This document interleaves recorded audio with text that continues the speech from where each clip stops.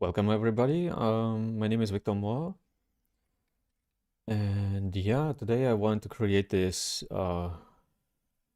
creature here, this dinosaur. A little bit like more stylized work. I didn't do stylized for some weeks already. I have to readjust here my like cables and so on. Yeah, and I wait a little bit for the chat. Um, Yeah, and a little bit about me so far. Like when I'm waiting, I can tell you about me when you are new on my channel. Um, I am for 12 years. I'm already, or for already 12 years, I am a 3D artist. Started as a one one participant. Welcome. For over 12 years, I am in the 3D industry and as a generalist and as a game artist. And here on my channel, I like to discuss some topics like 3D industry, games industry, art and film industry, for example. And yeah, today I do not have a specific topic I want to talk about, so um, you're welcome to share your news. What do you have so far? Uh, Dr. Rooney, welcome. And yeah, you can share your thoughts about like the games industry, 3D industry. If you have any questions, please share, and we can talk about it. And yeah, like let's see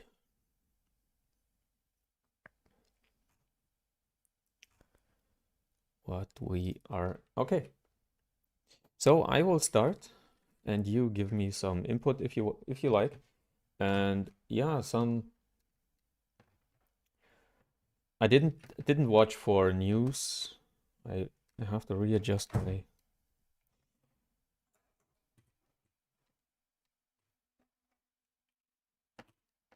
keyboard.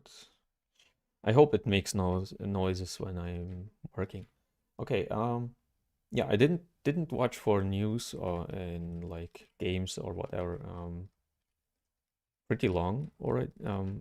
So I have no idea what's going on right now in the industry. I mean, like, are there new games you have to you have to play, or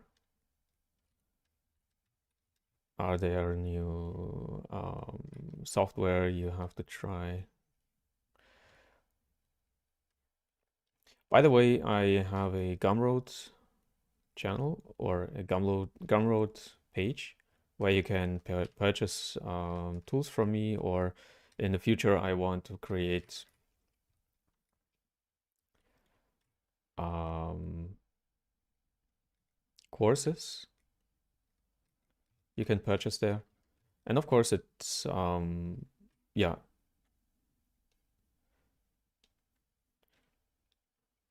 you can support my channel when you are purchasing my stuff.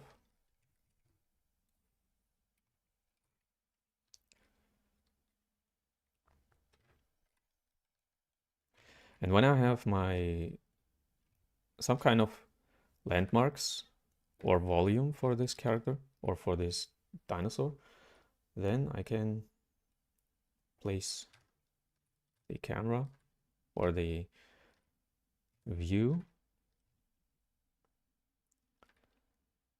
some kind of like this. Sorry. It's of course not the final view. Oops. I have to clear like this. So you will find on the Gumroad this UI. It's for free. You can download it there, or you can purchase a render tool I'm working on right now. I already did a like um, a simple version for rendering whip images, and right now I'm working on a more complex one for rendering my thumbnails. Maybe you saw my thumbnails, my new thumbnails. Uh, Please tell me your opinion about them. I rendered them in ZBrush and composed in Photoshop.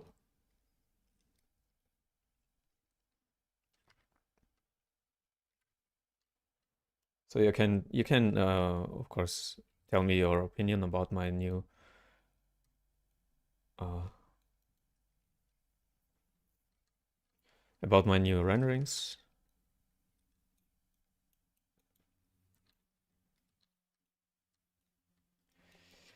Some volume, like I think his mouth is should be more wide at the front.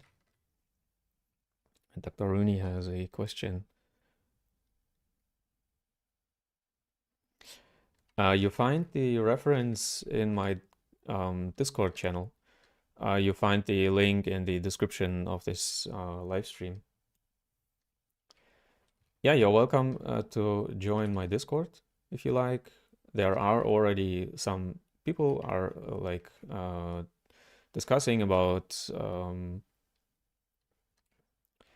or sharing their portfolios and sharing their projects they are working on. You can give or receive feedback there.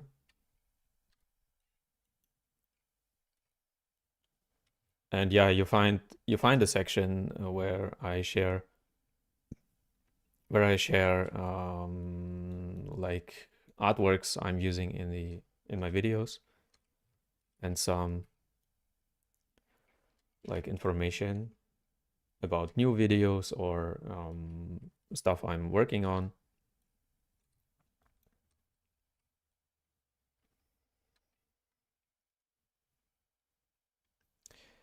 And Jayesh Palkar is in the chat.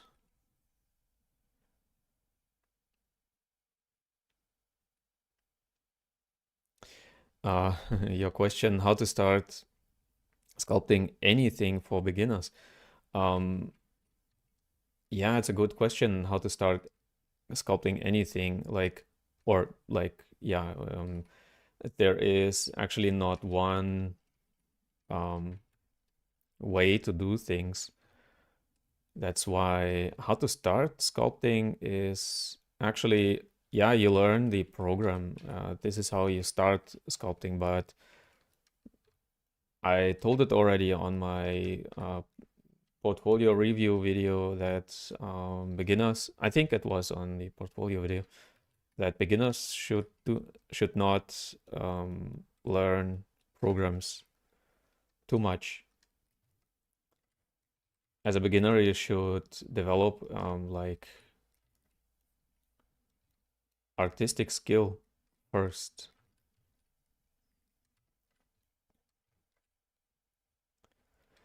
That's why, yeah, how you start sculpting, actually learning programs.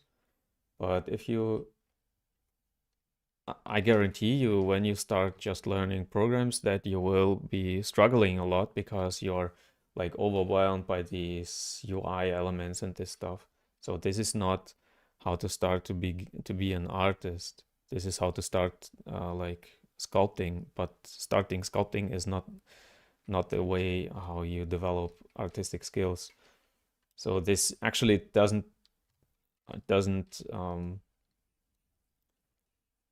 like answer your question directly. I know what you mean. So like when you want to sculpt characters, then of course you start learning anatomy.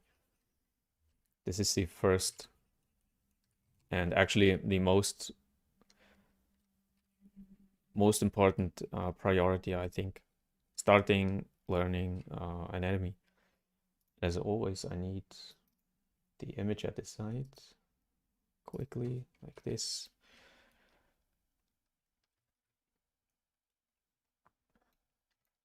append the new.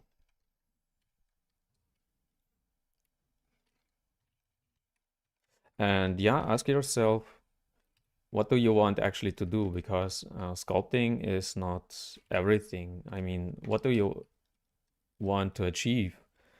Do you want to achieve like do you want to be employed as an artist? Why are you learning actually being an artist or sculpting? This is very, very important for a beginner as well. Why do you do things? And of course, you can tell me in the chat.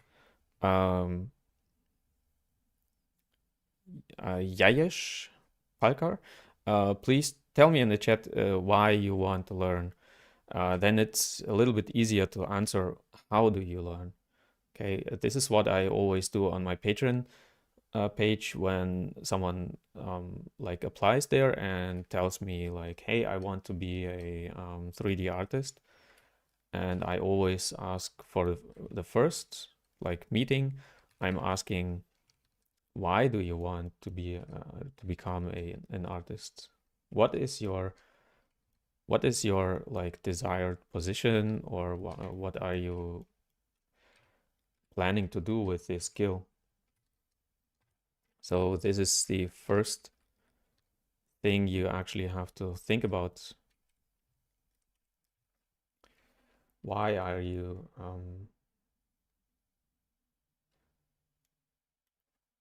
learn or sorry, I have something. Yeah, why are you applying for, or why are you planning to learn sculpting?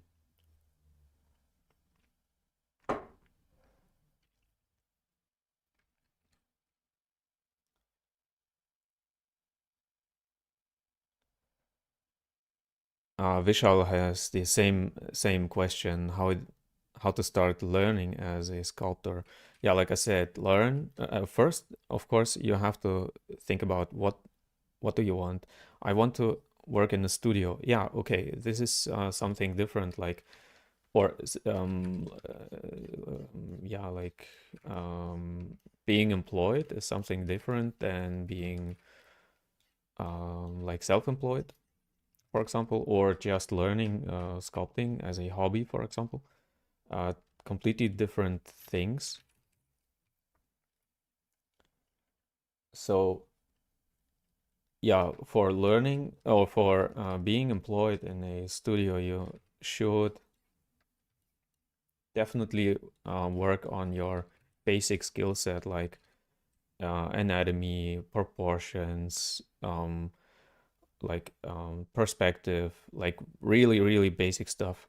Okay, and I'm working on a basics workshop right now, which will come to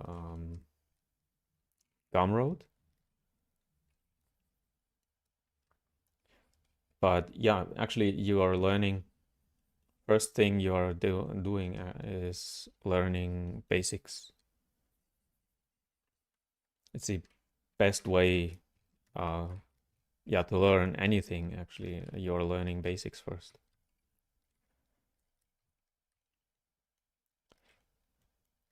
It actually doesn't matter if you want to be employed or self-employed, but yeah, for a studio, you need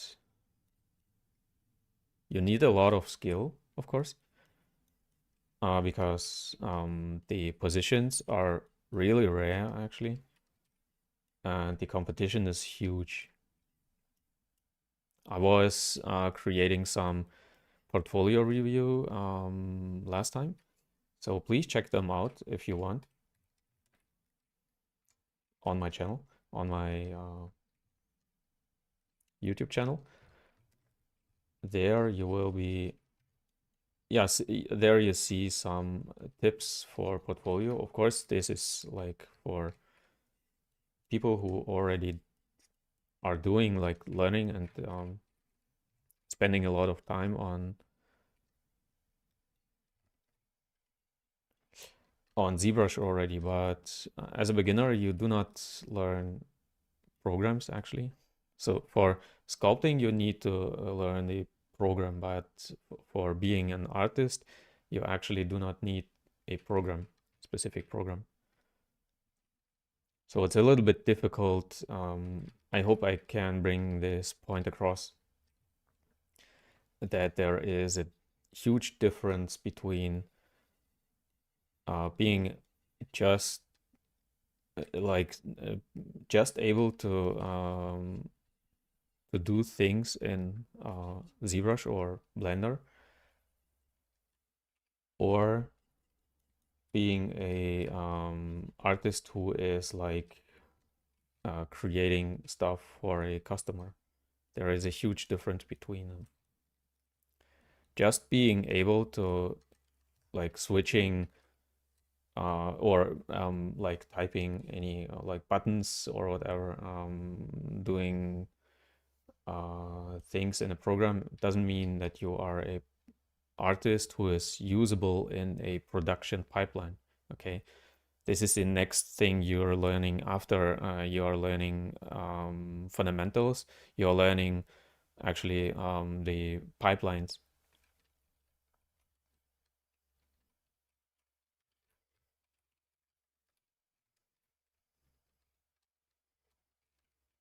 Like production pipelines. Okay, they are not always the same, like from game to the game. And there you have to decide as well, what do you want to do? Like what kind of pipeline do you want to learn? What kind of pipeline do you want to be employed in?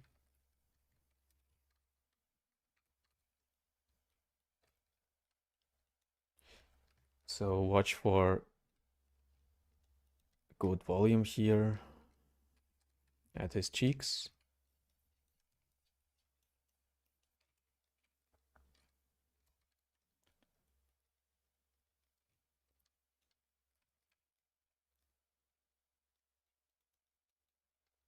Yeah, to express it in English is a little bit challenging for me, but I hope I can help you with like decision making, how or what to do like as a beginner.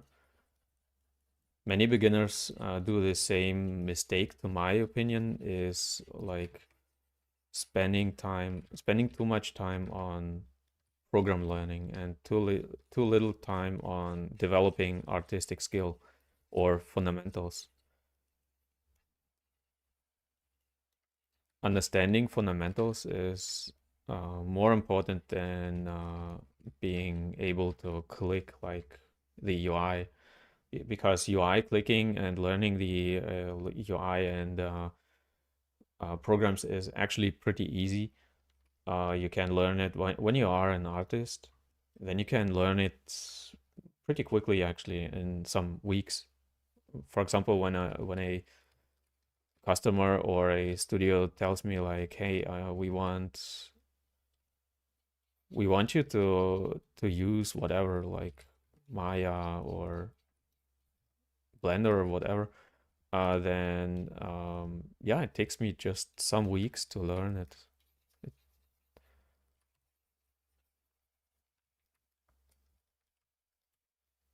It's not a huge deal to learn a program actually.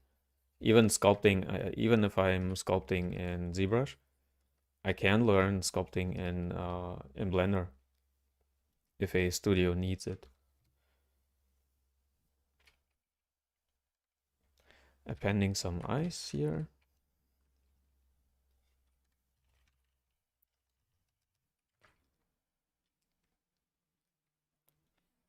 Oops, wrong button.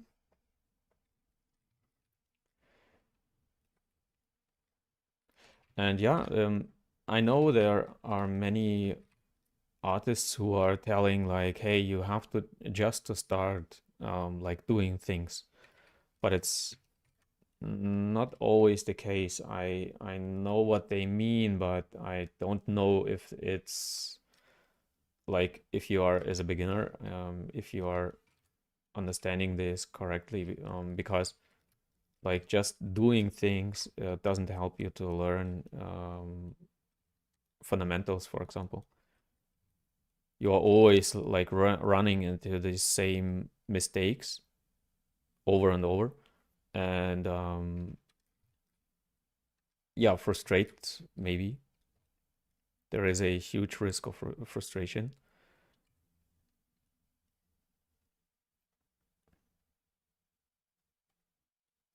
by just doing things. So you have to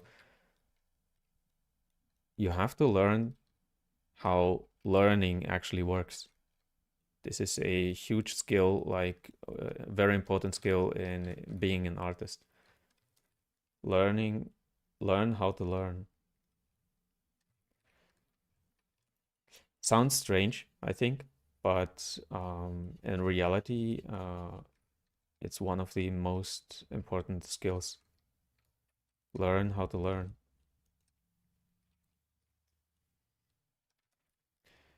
So, some horns here. And I have no idea. I think these horns are like coming out here. Let me see how I manage them. Oh, by the way, I have some new how it's called thumbnails. Let me know if you like them.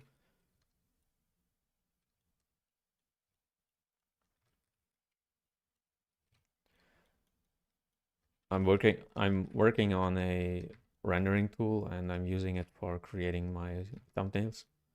That's why it's not perfect right now, but I'm working on it.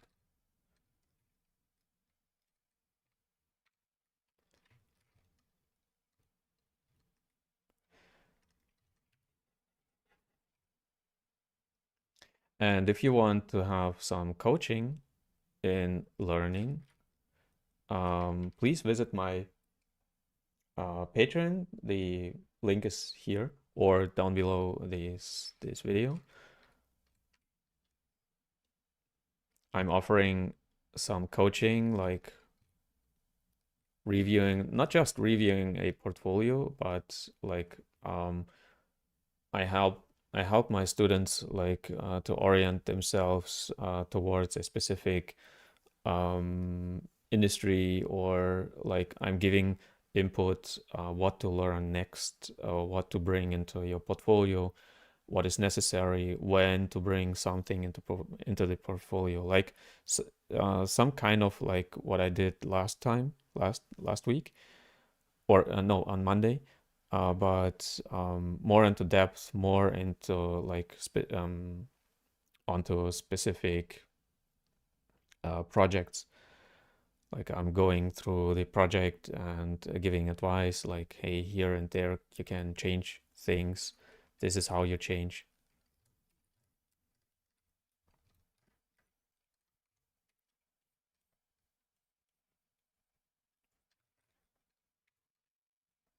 And of course, I'm working on like anatomy fundamentals, um,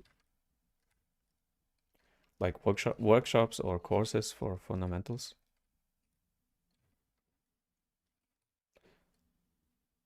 I think I like him so far. Let's check the. Yeah, I think he's matching the proportions pretty good. Let's check the eye.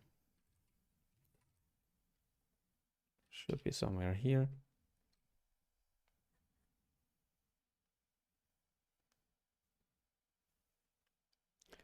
Is the reference at Spotlight? No, I'm not using Spotlight here. I'm using. You can use Spotlight if you want. I'm using this function here in my UI. I think you find it down here. This is it. But I will not create like a demonstration how I prepare this. You can use Spotlight if you want.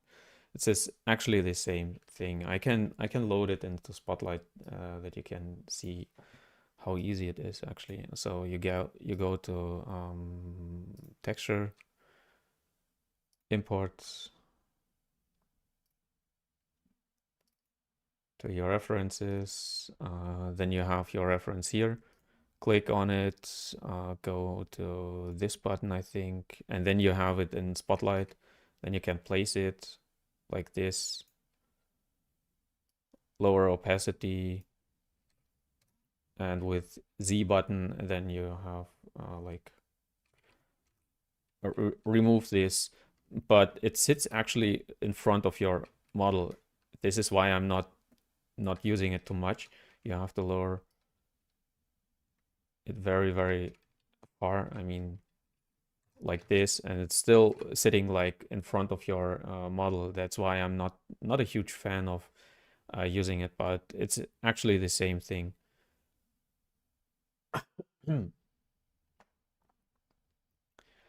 And you can switch it on and off like with yeah, you see actually the buttons up here. And you have to switch off this button here to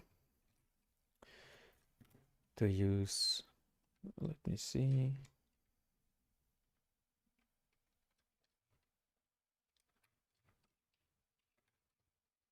Yeah, like I said, it's sitting in front. Let me see if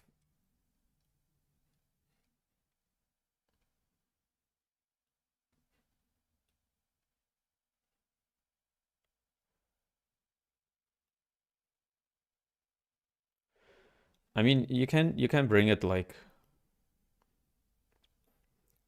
there to have a reference, like a little reference there.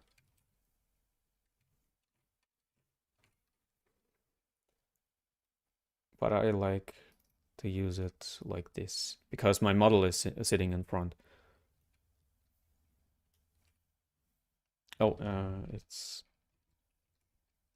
in the way here, like this. You have to switch off the spotlight projection in the brush settings.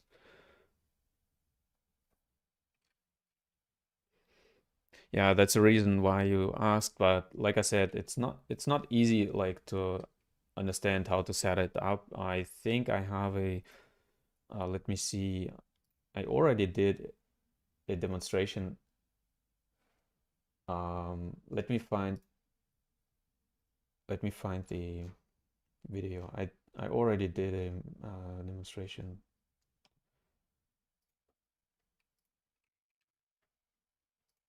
In this video here, I did a demonstration like um, right before I start. I did a demonstration how I set it up, and you find it like there on draw here. Okay, let's spend some time with the teeth. I duplicate the eye, bring it over like this.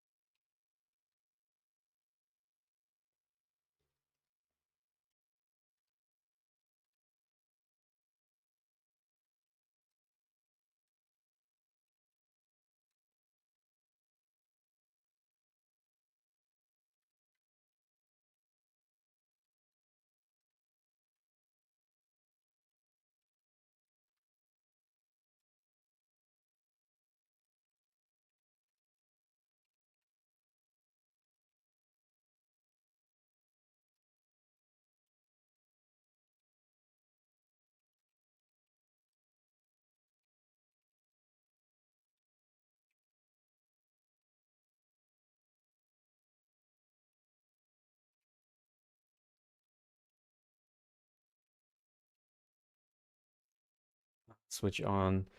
Don't forget when you want to scale something, sometimes you have to switch on the local symmetry.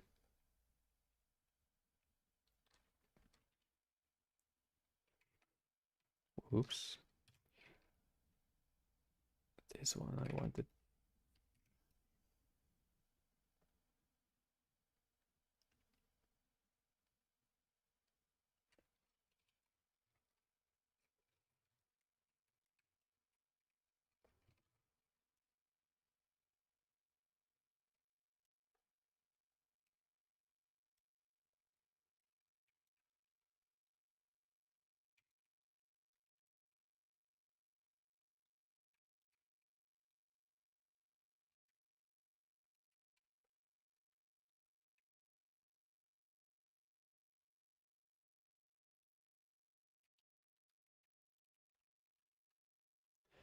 Teeth creation is like, of course, takes a lot of time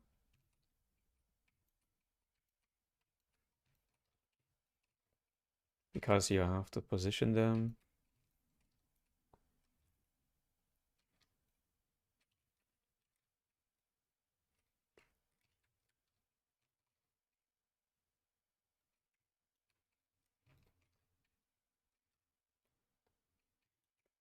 Maybe I need a brush for this,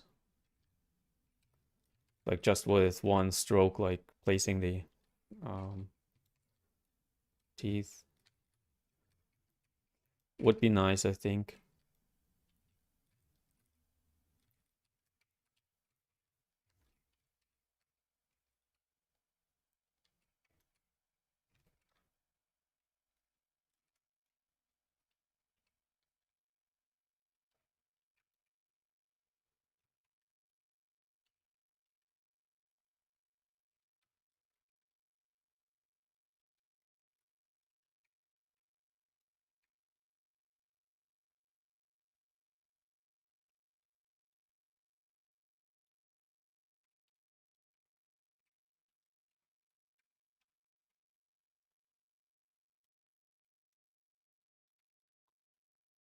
And duplicate and mirror on the y-axis.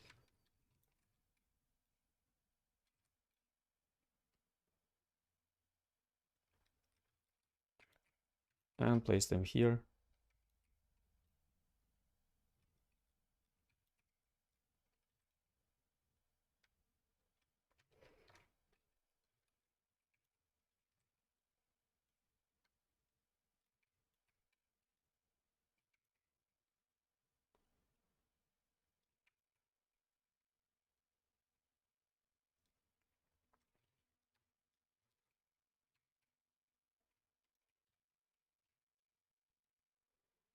Oh, by the way, I have a AI news for you guys. So for those who are afraid of AI, I mean, we do not we still not do not we still do not know about what AI is actually like.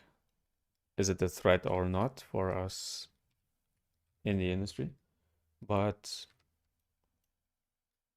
I heard that AI tools are having trouble with like finding new data. They are running out of data. I mean, like learning data. So means actually that there is not enough data for AI because we humans are able to like to learn a lot from one image. For example, when we go to the museum, we see like the Mona Lisa. We can learn actually we can learn painting or drawing just watching this one art piece. Okay, this is something what AI is not capable of.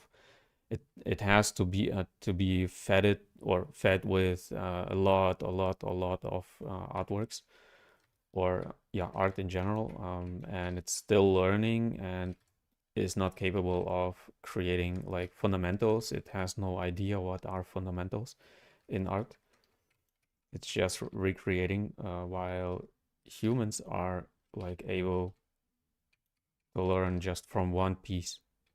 You actually need just one piece of art to learn art in general. One good piece, I mean. So please visit museums and learn from these yes, art pieces. Sculpting tips for beginners. Um, yeah, actually, I do not have a like sculpting tip for beginners. I mean, sculpting tips is yeah, keep it simple. This is what I can give you as a tip. Like, start simple and work from simple to more complex shapes. This is the only tip I can give you. I hope this, I mean, and yeah, of course, practice a lot. There is no one tip. This is what I wanted to say. There is no one tip which helps you with sculpting or art in general. Trimming the bottom.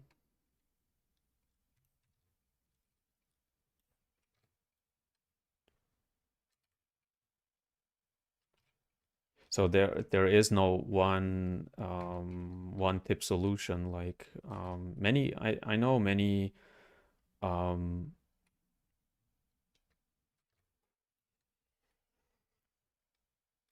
like online coaches or like tutorial creators are telling like, hey, you need just this one tutorial, then you can be a super um, 3D artist, but it's actually not true. You need more than one tip.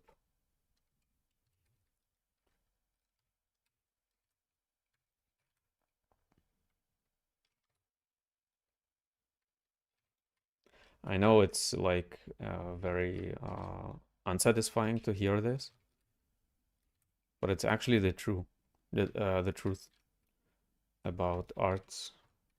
It's super competitive. So when you are not a competitive person, when you are like, oh, I just want to sculpt, and like you have to have some like, I don't know how it's called.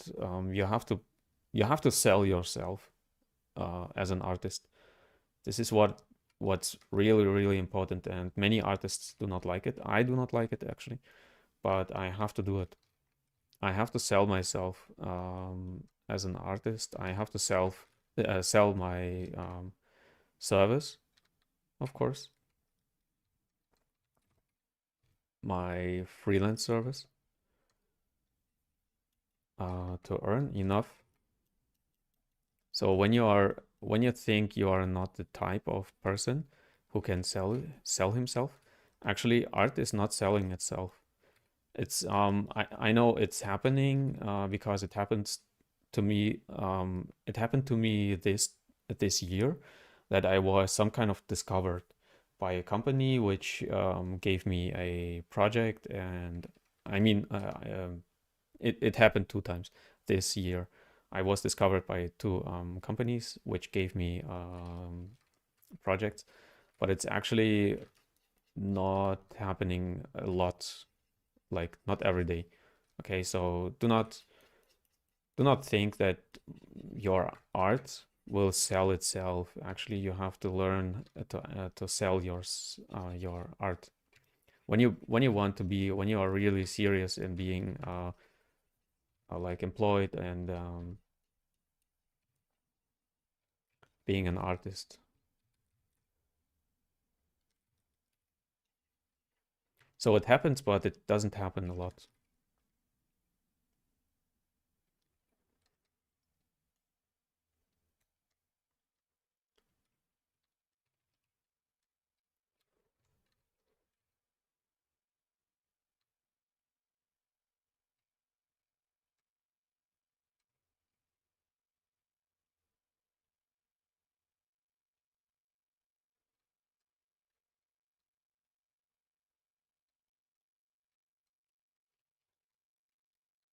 So the usual way is like you're applying to a job for a job and you're writing like how it's called, um, cold acquisition, I think.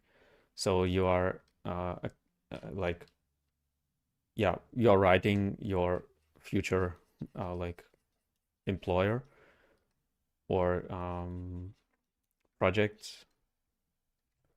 I mean, the companies who are running projects like for games or movies, you are writing them and offering them your service.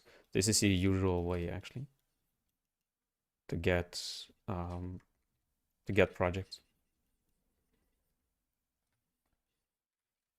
And private commissions, I do not I do not recommend to work on private commissions because they are not paying your bills. Most people are telling like, oh, it's not worth it for me to pay this much, but you need this much. Okay, I mean, a certain amount. When you are like telling, I don't know how much, like it depends, of course, where you live, what your living situation is. So I'm not telling like numbers here, but when you tell a number like this and this amount of money I need for this like particular character to create for, I don't know, for printing, like private for private use or whatever. Most people are like, oh, it's just for private use, but actually I don't care if it's for private use or not. The amount of like effort I'm putting in there is the same. He's looking like a rhinoceros, I think. The nostrils are too wide out. Uh,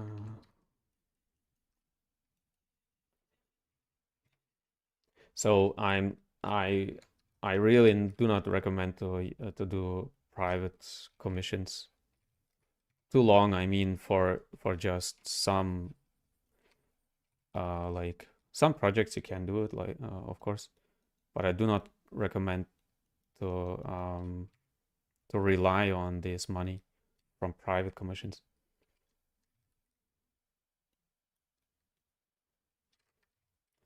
Like I said, the most people have no money for employing or for like hiring a artist for doing like, I don't know, oh, I want my daughter as a like statue whatever for her birthday, and I have 50 euros or 50 dollars.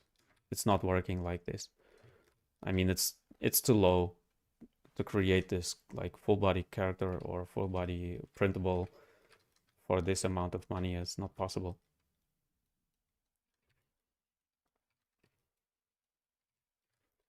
If you are like a student, maybe 50 euros or $50 is a lot for you, but trust me, it's not enough for um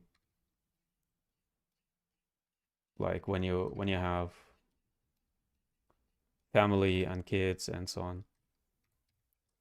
It's not worth it for an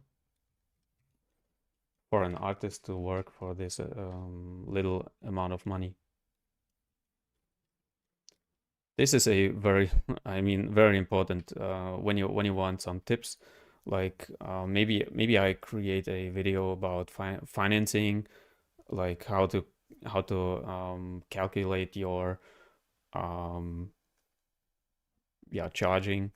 I already did some tips like how to calculate your charging, but or how much you charge actually for this work, but maybe more in depth.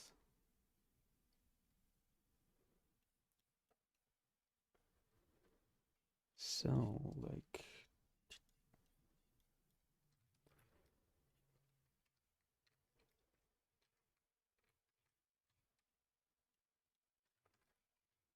so right now I'm spending more time to represent this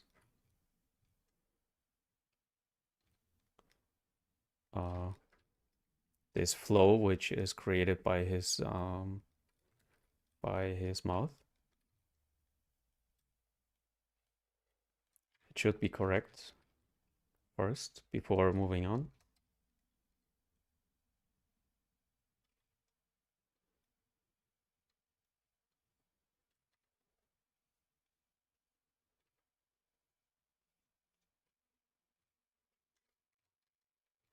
That's why this process right now is a little bit more slow. I take my time here. I do not rush this process because I want to create, or I want to get this this flow correctly.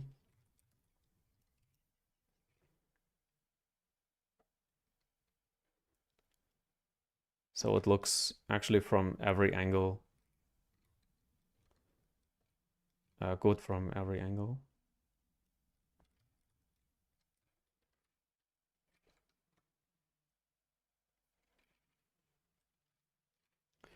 And yeah, like I said, tips for beginners.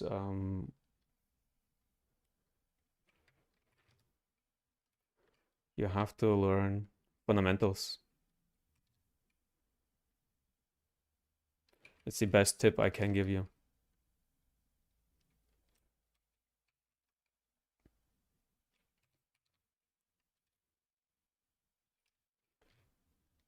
And many beginners are not satisfied with this tip.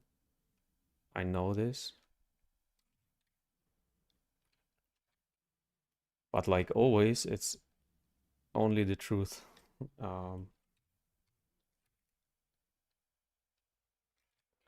Spending a lot of time on fundamentals. I still like this work here is actually fundamental work. It's not, I mean, of course I'm developing like a 3D character from a 2D piece. It's not fundamental. Like this transition is not fundamental.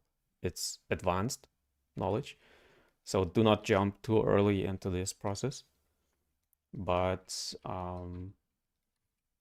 pushing and pulling around this like geometry and watching for the perfect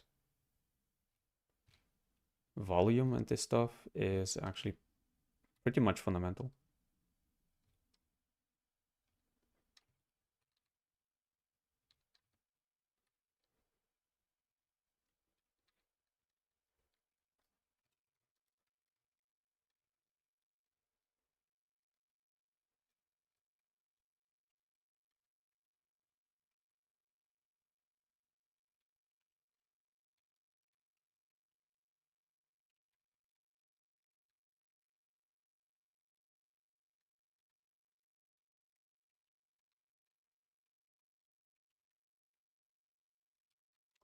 I think his eye is still a little bit too far out like this. So it's fine tuning here before I start like detailing. I have to have everything in place, some kind of.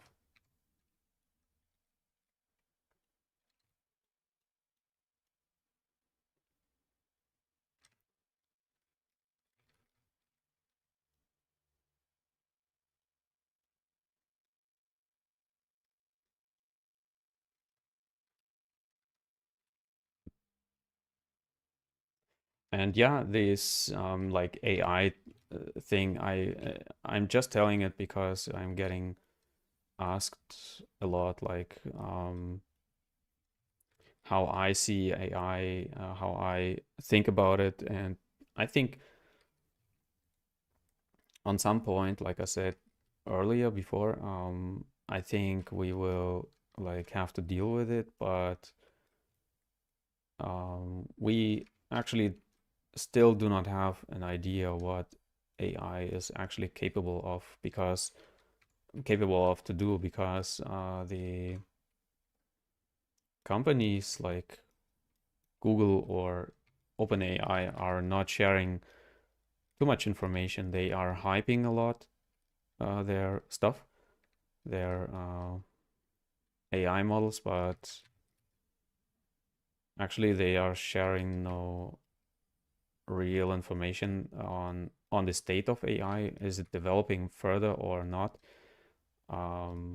Yeah, because it's actually very, very like you need a lot of power to power AI. I mean the computers, servers, and this stuff. You have to have a lot of power and like electricity. I mean, and you have to have a lot of money for this. And I think they are burning like, how much was it? I think like 500,000 um, dollars a day. So they are like not earning with this model.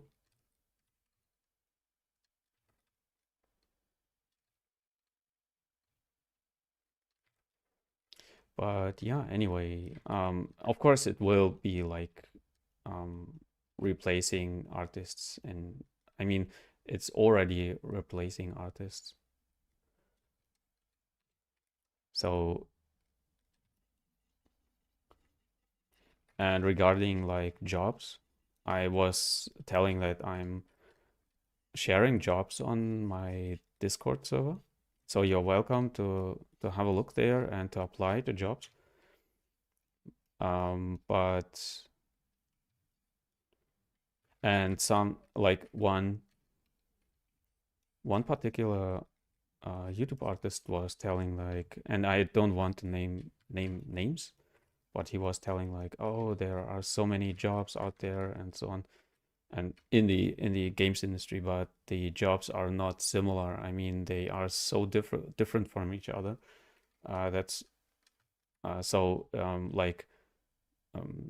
like not niches, but yeah, I mean niches are like fighting each other, like sculpting and 3D and modeling, and I mean these little niches are hugely, I mean, competitive, and artists are fighting each other like for the jobs. So there are many jobs out there in general, but when you watch for sculpting, especially sculpting or like character art or whatever, the jobs are very, very limited. So please ask yourself if you want actually to enter this industry, this hugely competitive and industry. Of course, I can help you with coaching, but it's not easy to live in this, or to work actually in this industry, and to live with this like competition.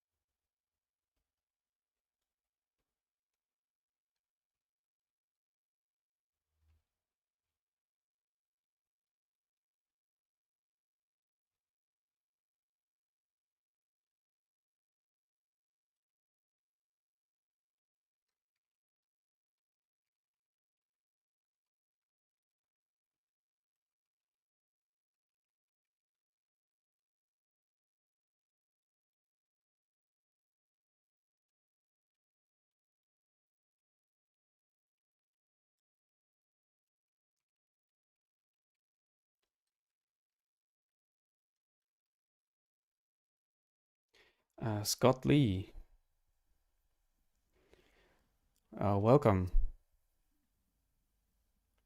Yeah, I'm a junior 3D artist, and I have not been able to find work yet.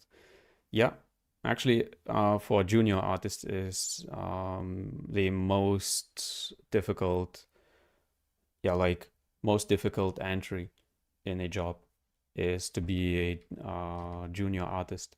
I mean, I had some luck to entering like directly from the uh, from school into a job. I had some luck, but yeah, you cannot actually depend on luck in your career, in your life.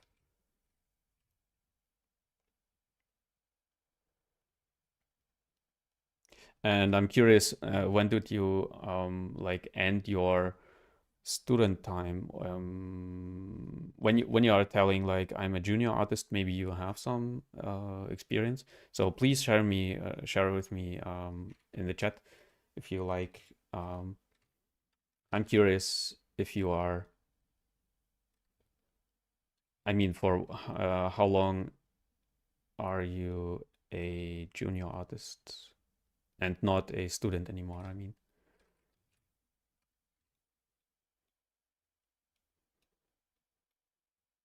Because actually you are entering the junior status with entering a studio first time, like first job. That's why I was curious if you already have some studio experience or not. When was your student time? I mean, when did you do your exam? This is what I wanted to know. Because yeah, I'm curious about how people actually are entering, because for everybody it's different. Like I said, I had some luck with entering the industry. I had a studio which was employing me after, I mean, right in I mean, I got an how it's called, internship in the student time.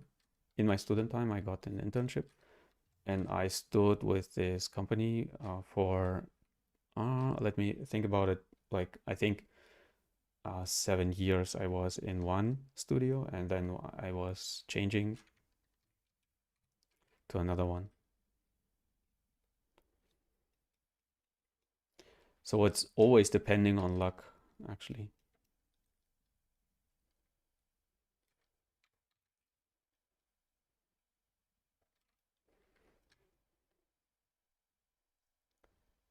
Okay, you finished your school last year. I've only done freelance stuff. Okay. And did you do well with your freelancing? I mean, how many projects did you have?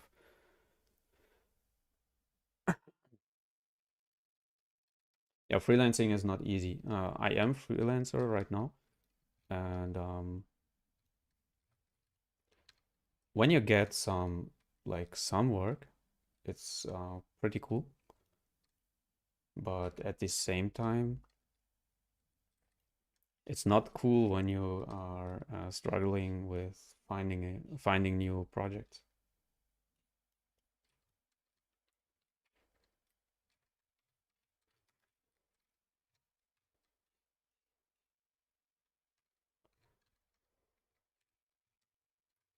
So I want us all together, like learning from each other. So from our experience. So I'm not telling like, of course, there are many artists, YouTube artists, who are telling like, oh, I am, of course, in the industry. I was employed in the industry, but uh,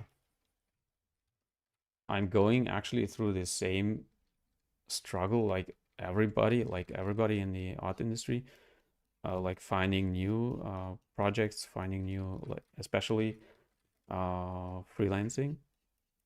I decided in my career that I want to be a freelancer for at least a specific like time. I'm not sure if I can like be freelancer till the end. I'm not sure. I think probably not, because it's too hard actually, and you do not find projects a lot of projects. So I'm not recommending actually this step after student time, being a freelancer, as of course when you do not have another option, of course you can do it, but I'm not recommending it as a career path right away. I mean, like from school into freelancing, I'm not recommending it. If you do not have any other options, of course you do it, but um, if you have the option to get to a studio, please use this option more to get some experience, production experience, I mean.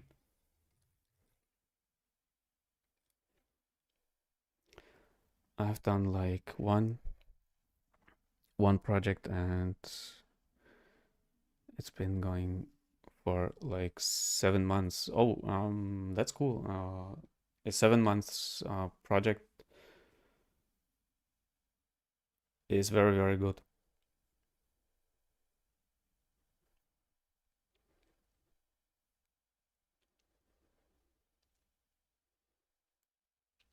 Yeah, 7 months project, 7 months commission is very, very good. And it's rare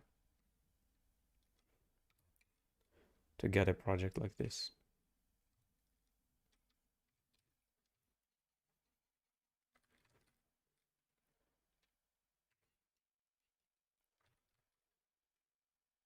I had a project for 1 month, like last month, and I was hoping uh, for the project to be like longer. Um, yeah, sometimes it happens that a short project develops in a long-term project, but here as well, you have to have luck. But don't give up. Don't give up. Maybe maybe you are lucky. In general, I mean, every one of you. Victor, do you sculpt daily? I'm not sculpting daily, like live on stream, but I daily work on my sculpts, yes. And I like change between, right now I am, Higeterus and Seba, moment, Seba Batso. Seba Batso and uh, Higetru. Sorry, your names are a bit and not simple. Like yes, I am like developing a tool right now, like for rendering in ZBrush. Maybe you saw new uh, um my new thumbnails. I had some time to create new thumbnails for my YouTube. I rendered it completely in ZBrush, and I want to speed up my process. So I developed this tool for ZBrush. I mean, it's a script actually. It's not like I'm not a programmer. I used to do some development like in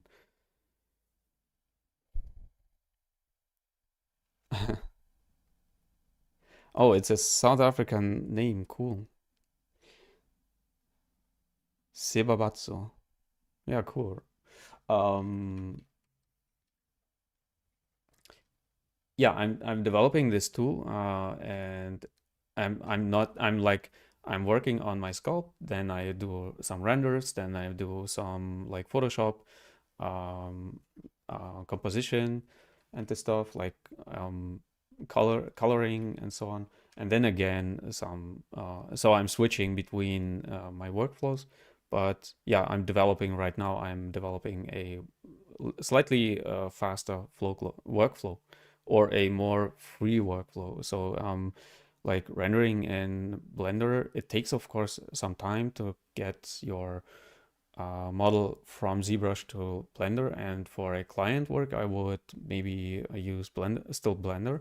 But for my like thumbnails, it's cool to have this ability to render faster and to render like more free, like artistic freedom to create your piece like in layers. I'm layering my piece, my rendering, and then I'm creating it in Photoshop, like compositing, and I have a huge like artistic freedom there. Work like this.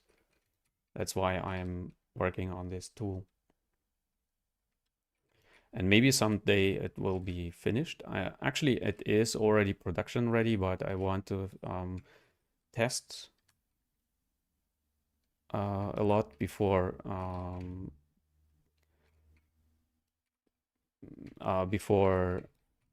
getting it into my Gumroads. But it will be available. I hope I can demonstrate it today, how it works.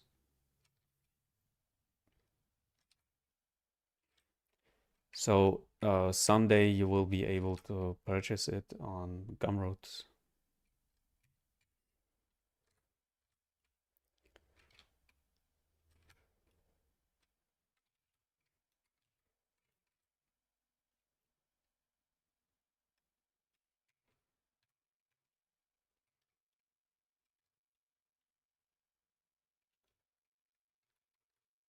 Like having artistic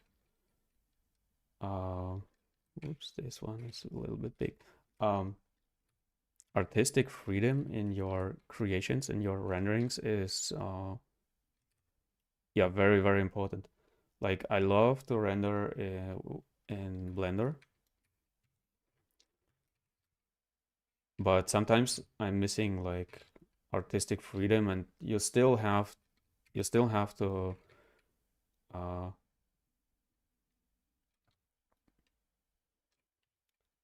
composite a lot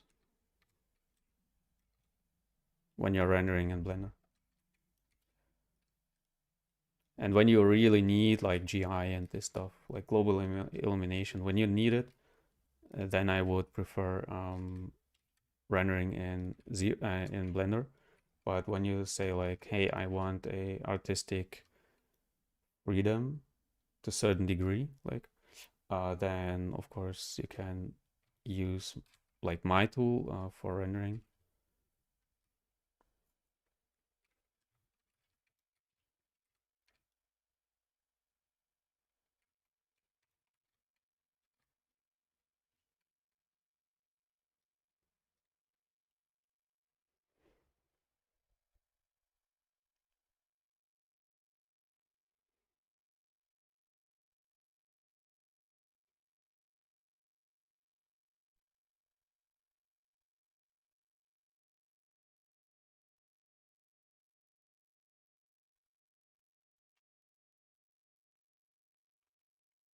Mm.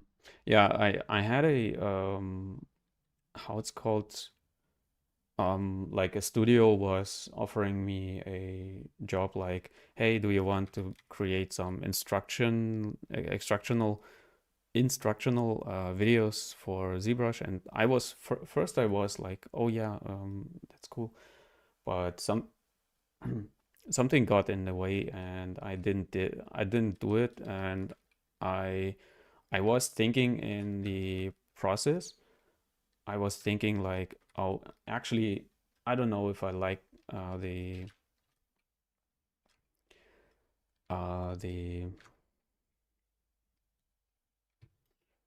idea to create instructional videos without yeah, I mean, I was not experienced in creating such videos. back then. I mean, it is like some years ago already.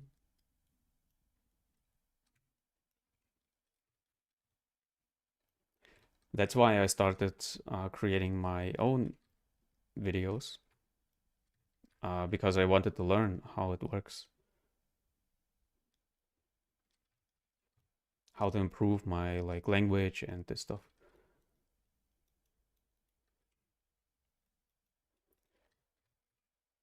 So sometimes you never know like what kind of opportunity opens, and you are learning completely new skills like video creation, editing, talking, explaining stuff.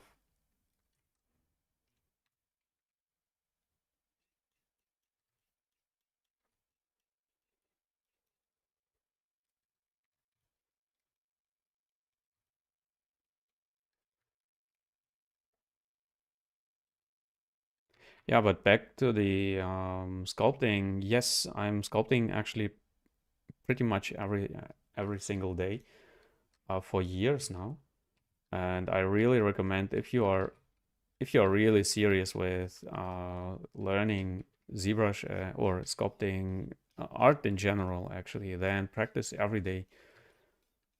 Um, Practice every day something artistic. It's very important to practice a lot. There are a lot of like art challenges, and I think I will create one on my Discord again. I would like to have more like art challenges and this stuff.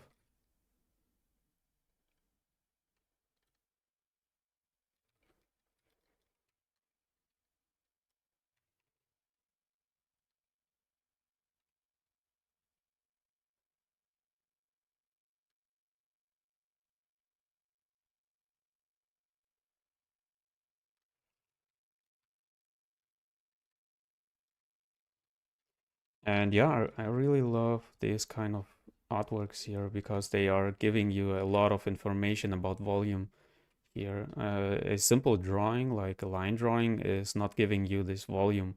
But when the artist here is like thinking ahead, like this thing should be built in 3D, then he is giving you a lot of volume to play around with. I think this corner of the mouse should be like coming out a little bit.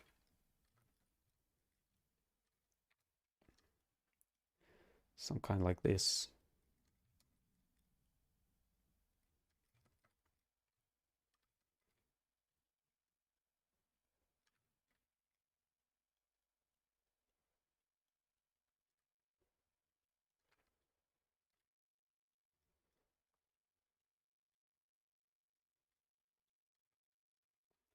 This is what I like about artwork like this because they are giving you a lot of information. An artist and like experienced artists, 2D artist, is giving you a lot of information here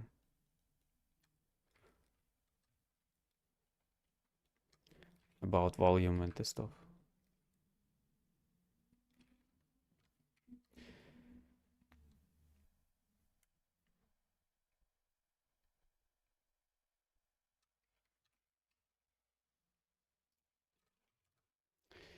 And save your progress always.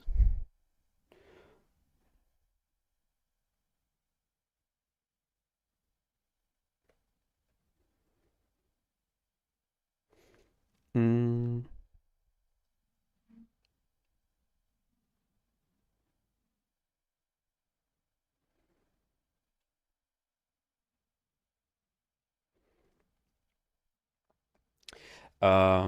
Your question, are you creating this for stills? I mean, these sculpts for stills or for animation and 3D print?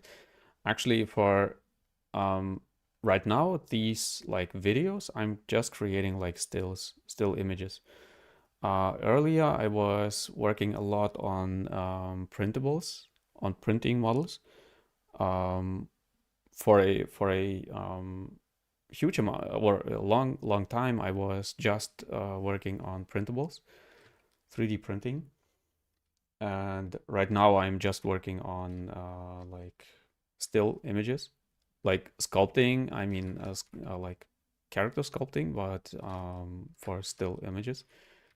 It's just because I want to be more like a coach and a instructor, and that's why I'm not actually producing right now. I'm not producing a lot of 3D printing stuff. Um, and of course, I'm not having a 3D printer. That's why it's not worth it for me to work on 3D prints. Um, yeah, but I really enjoy to work on printables.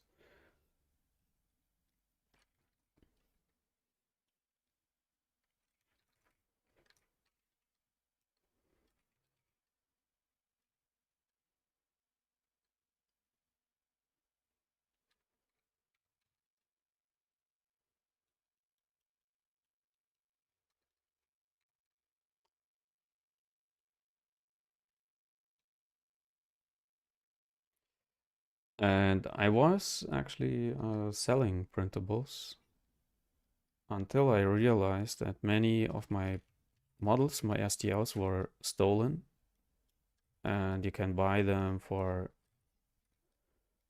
yeah, ridiculous amount of cheap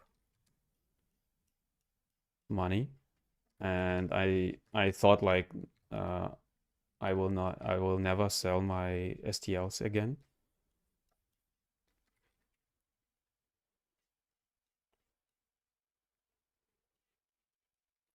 because actually it's the same thing like with, yeah, 2D art which is stolen by AI. Happened to me as well, like with my uh, 3D printables, my printing models, I mean. And yeah, that's why I actually, when I would produce for printables, I would only produce for a major studio, maybe for McFarlane Toys or whatever. I would love to, or for myself, but not for selling, because it's actually not worth it. They are stolen by, I don't know by who, um, people, and actually people who are buying or getting like stolen STLs on like exchange websites. They are hurting the this industry of creating STLs the most. Um, yeah, because you have to like support an artist financially, so he is able actually to do this.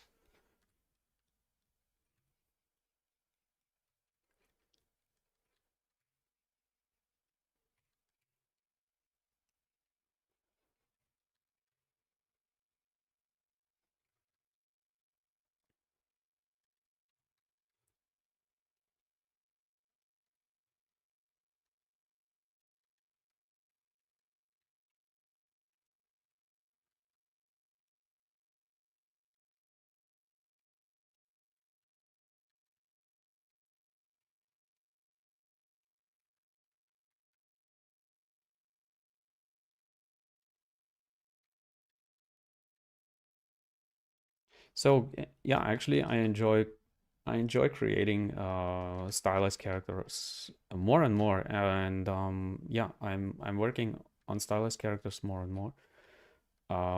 I already told that I was creating actually more realistic stuff earlier.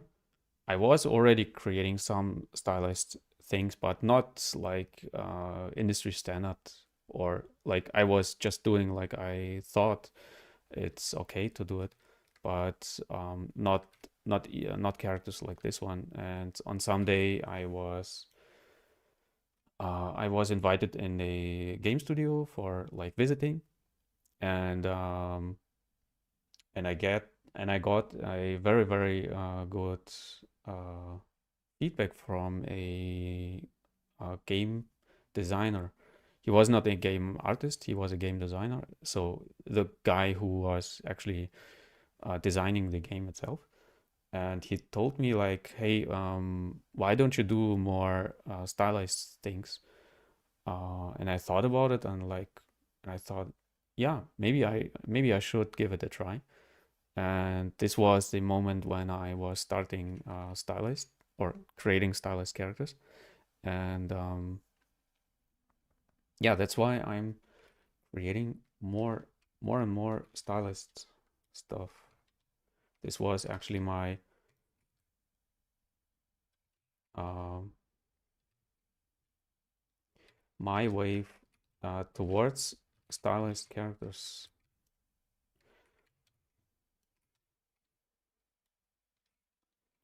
Sometimes you need some advice, like from a person who has experience in this field, and of course experience in this. I mean, with like real like projects, games. What are the needs of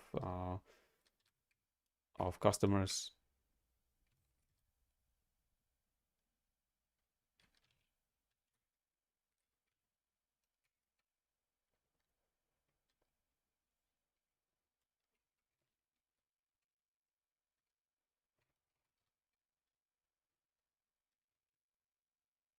I do not see exactly what kind where the teeth are actually going.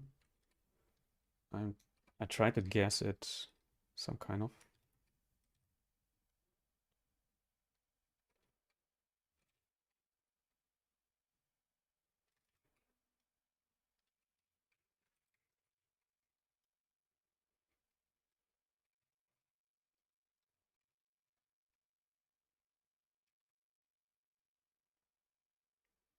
So they are actually curving pretty much like inwards.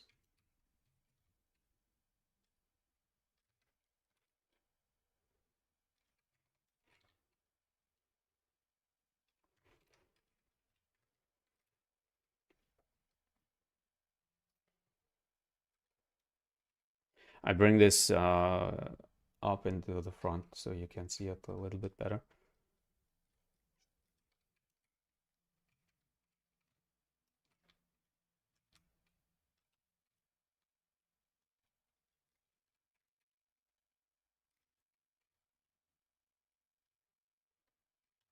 So creating teeth is a little bit like, yeah, boring to watch, I think. So I will not spend too long on this.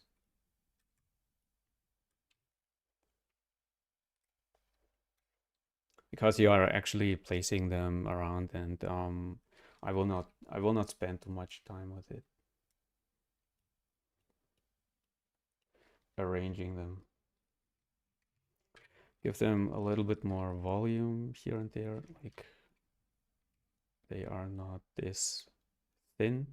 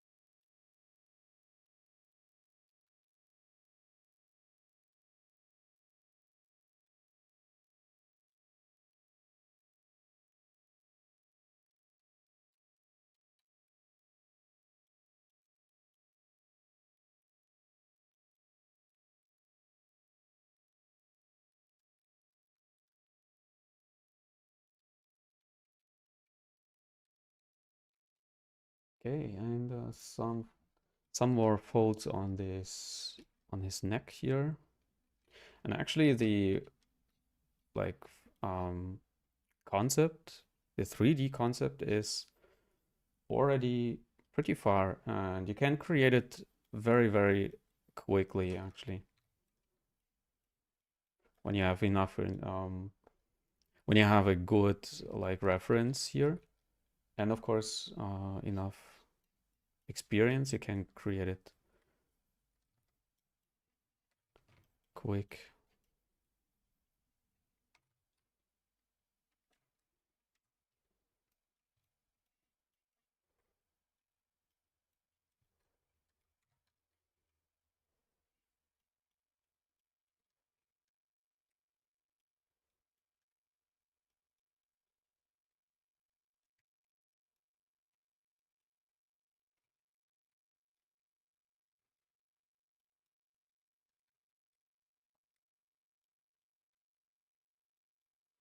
Some strokes here because I have no idea what is happening here, but I do not want to leave it like without anything. That's why I'm creating some strokes here to hint like some details. But it's a like still a some kind of concept. It's of course missing these like horns here. Let me add them quickly. Um,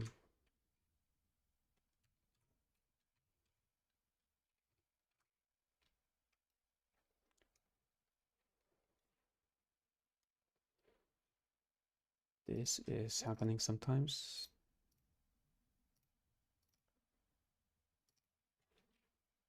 No, not this one. This.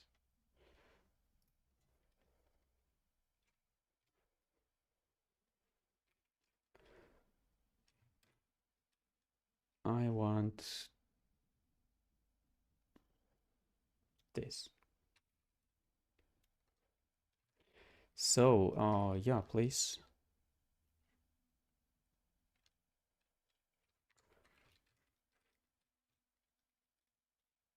One here, and I'll place a sphere and separate it.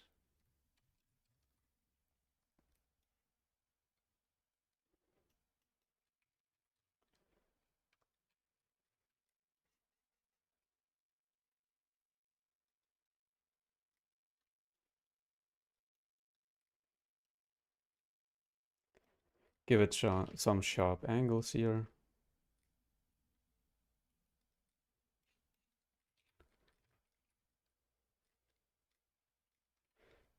Something like this.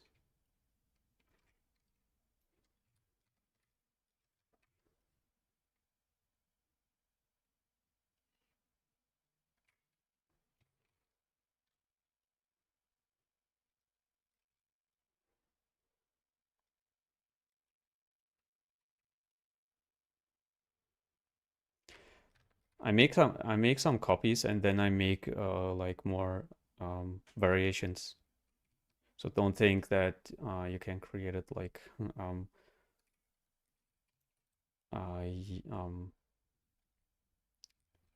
how it's called, like unified like this. You have to create, of course, variations. But first, I need some volume.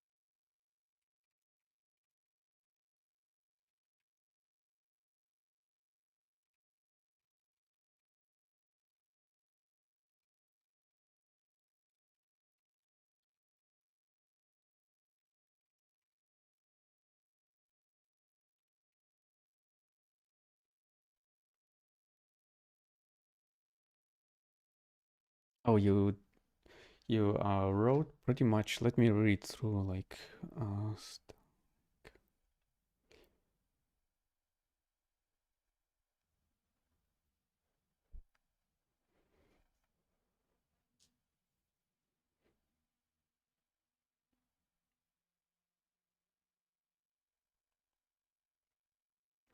oh, great. When you love art challenges, I want to create some, and I am in like um, negotiation for collaboration for my videos. I still do not have a sponsor or whatever, but I'm trying to get some, and maybe I get like some kind of giveaways for you guys. Maybe I can create an art challenge where you can maybe win something, like I don't know what.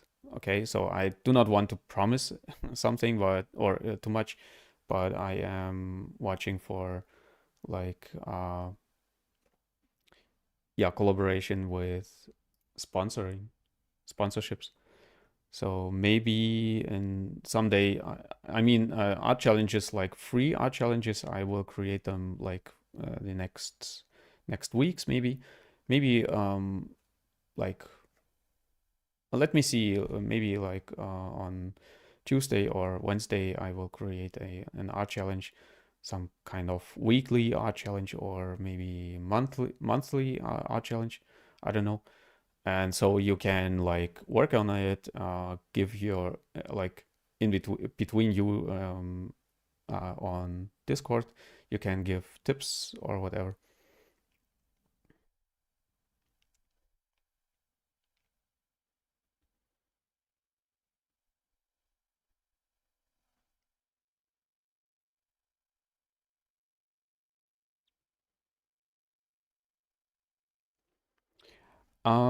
Scott Lee is asking, how long do you take to give feedback on art if I post it on Discord? I try, like I did on Monday, some feedback on portfolios. If you mean this, um, I tried to like dense it down, and I think like in the future when I will not repeat too much, like I will do it more quickly. But the first one I had just two pieces. I took time for two pieces. Maybe I will. I mean, I will create more of these feedback videos if you like them.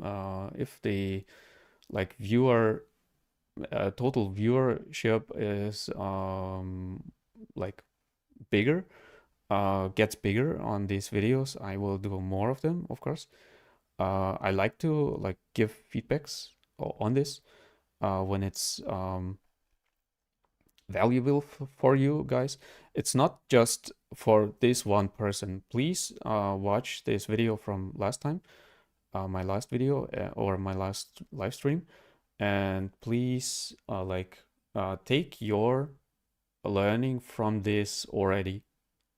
Okay, so the tips I'm giving there, I would give actually to everybody. So please take it as a learning, and of course I can like speed it up a little bit in the future, so I can have like not two portfolios, but three or four. Um, and of course I want to take time for this, and yeah, how long does it take? Like when I did, I was telling that I will do it like once a month. Let me see if, like I said, when this portfolio video is like getting more and more views, I see it like, oh, you like it, or the viewers on YouTube like it. They get a lot of like value from this. I will do more, and of course, like when you post it right now, today, then of course I will be giving you feedback like next month. Like I said, I'm planning having feedback videos like this monthly, once a month, When you mean like a real how it's called coaching, of course I give like in my coaching I give a lot of feedbacks as well. So when you are into having a coaching, then you can watch on my Patreon there. And when you have this coaching on Patreon, then you get your feedback like very quick and in a full video just for you, like for and I'm going more into depth on projects and this stuff. Okay, so please watch what you are watching for. But when you post your portfolio right now, I will give it feedback like um, in June or maybe in August. Let me watch how many portfolios we have there. So two I did already. One, two, three, four, five, six. I have already seven for the next round. Maybe I will do four of these. So maybe in August, maybe in yeah, but like I said, when the video is like getting more views on YouTube, of course I will do more of this. So I have, of course, like everyone on YouTube, I have to watch for like what gets actually more clicks, more viewers. It's the usual YouTube stuff actually. So yeah, when you want to support me, of course you can binge watch every of my videos. You get a lot of learning from this. I hope you get a lot of learning from this, and of course you are helping me for boosting up on YouTube. And I know what you guys like, and yeah, like more or less, whatever. And of course you can share videos, I think this helps me a lot, of course, with the algorithm. So yeah, YouTube notices, oh, this is like trending, and this is a video which is like popular.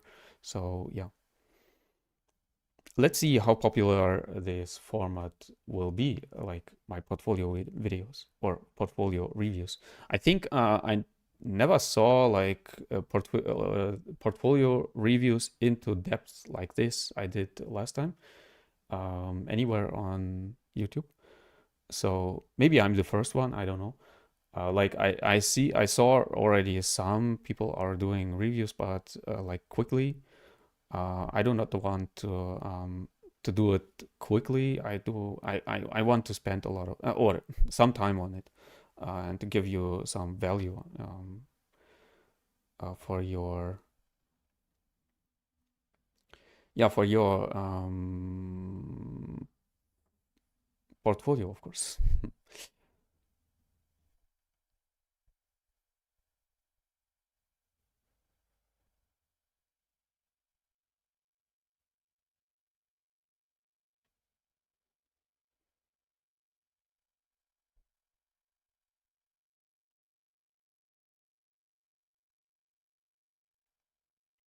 Oh, you spelled my name wrong. It's okay.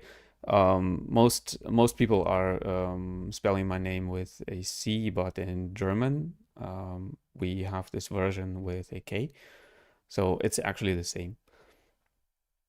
But K is the with K is the like German version.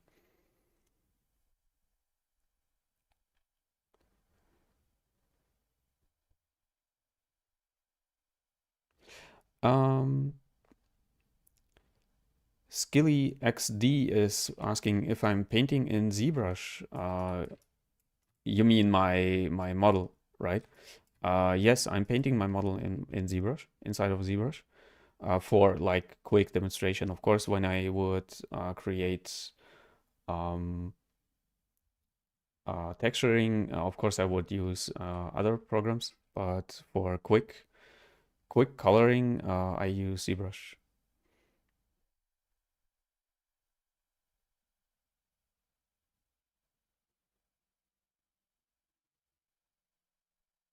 Oh, when you're at this section in on Discord with this whip images, it's more for the community. So you are getting actually more feedback from from the community. So you can communicate between each other and ask for help.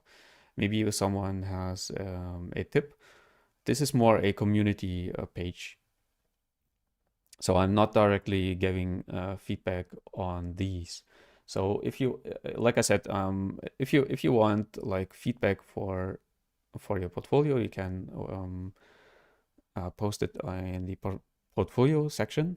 But this whip image section is for more meant for the community.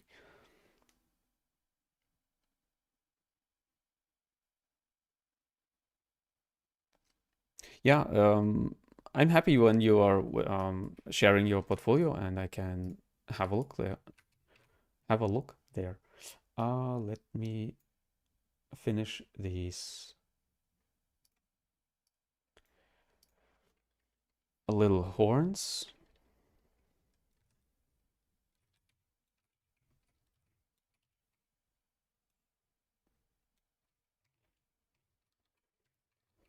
Now I have some volumes here, and now I can like place them around and change here and there. Of course, you need some variation between them. So do not just place one, and that's it.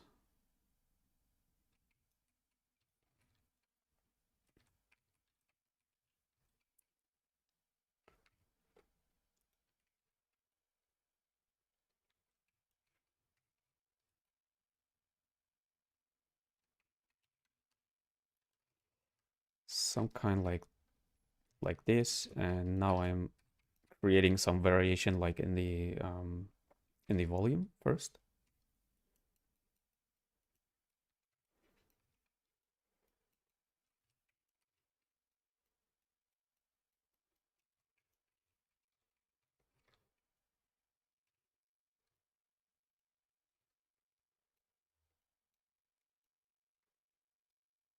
But I saw you did a, let me see quickly.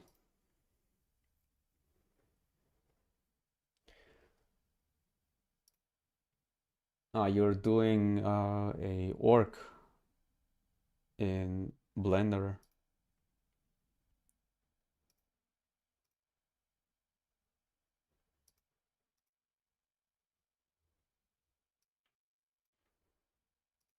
The images are very, very tiny. Maybe you can create like full HD. Oh no, now it's working. Okay, let me see. So this orc you are doing is more for like, is it for game or is it for? I think it's for games, right? I always tell my students to spend a lot of time on anatomy. So I see like the transition between the pectoralis and the deltoid of the orc is a little bit hard, and there is no like in this section here. I hope you see what I'm doing on my own shoulder. This section here. This is very specific how the pectoralis is going into the deltoid. So please watch, and of course this neck muscle is like on your orc. It's very like going like on a cobra, like in a oval shape. So please watch the correct anatomy. So overall, the metal parts are fine, I think. But yeah, like I said, anatomy is of course much more important than anything else. That's why I'm spending a lot of time on anatomy and teaching anatomy, of course.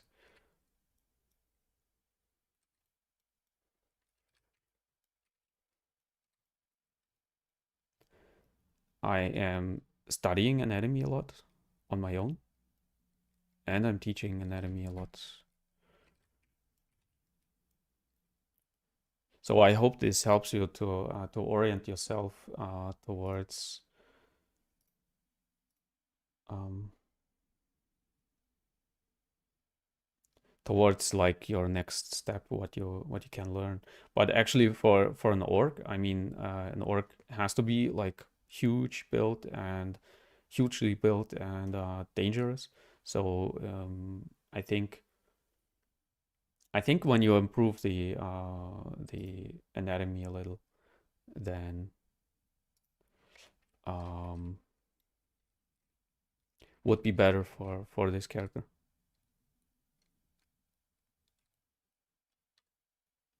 But of course, you are free. You guys are free to give feedback on Discord.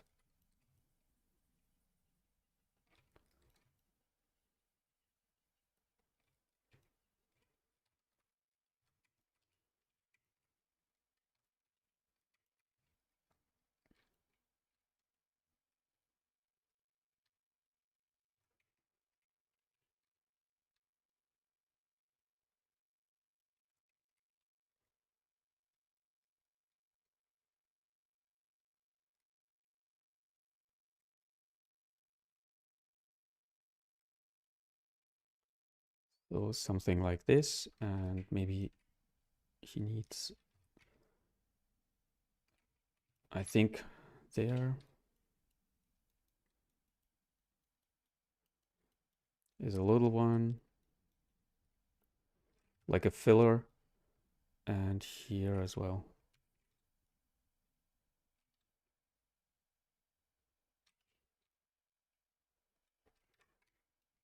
So I stick as much as I can to the artwork, as always.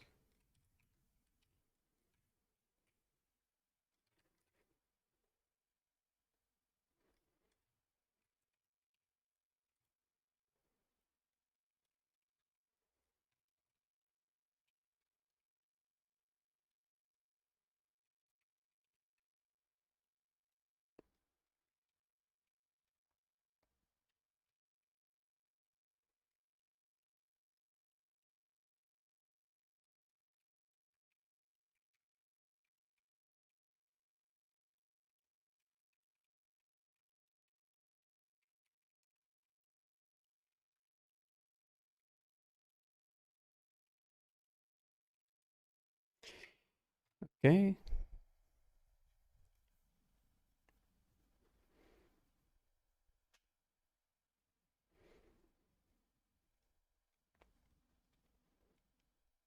Okay, it's an org for a cinematic um like you mean the cinematic how it's called, trailers, what which are like presented like an World of Warcraft.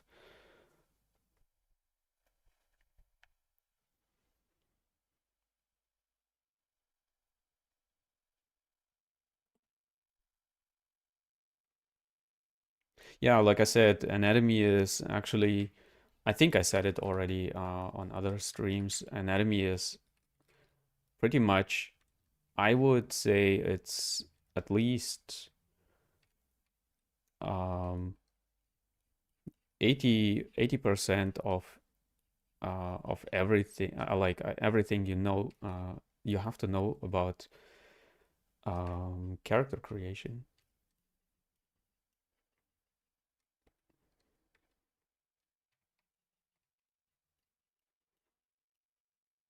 So it doesn't actually matter if you are creating like Iron Man suit. Of course, you need to know about anatomy a lot because you have to know about like there is a human being inside of this suit. Okay, and how is he moving? How is he behaving in this inside of the suit is, of course, very, very important to know. Even if you are creating more like robots or whatever. So it's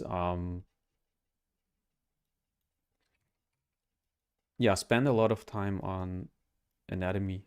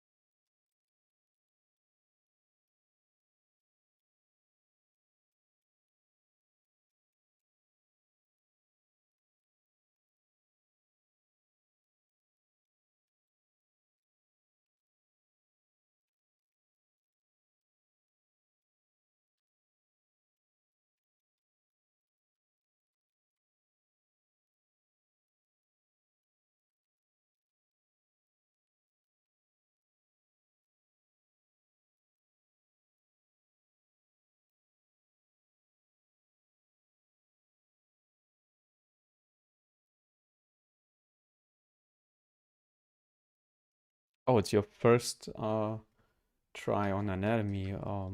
For a first try, it's pretty cool, pretty good already.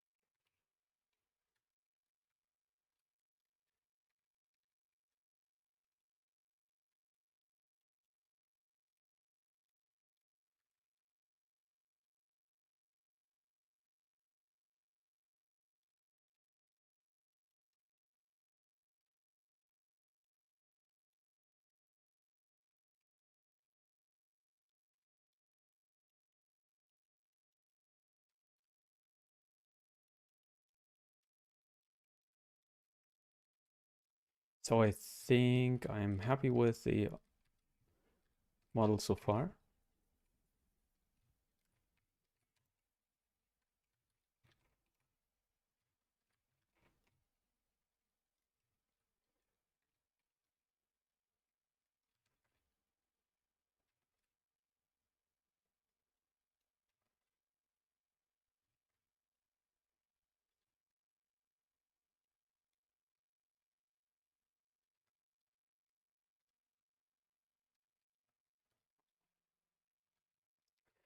So I do a quick painting here.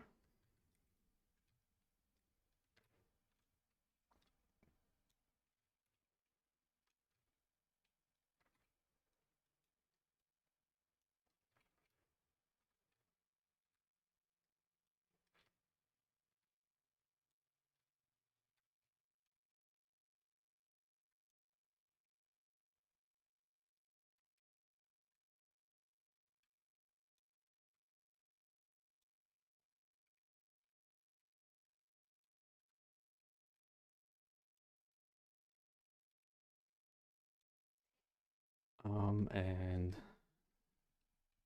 picking colors.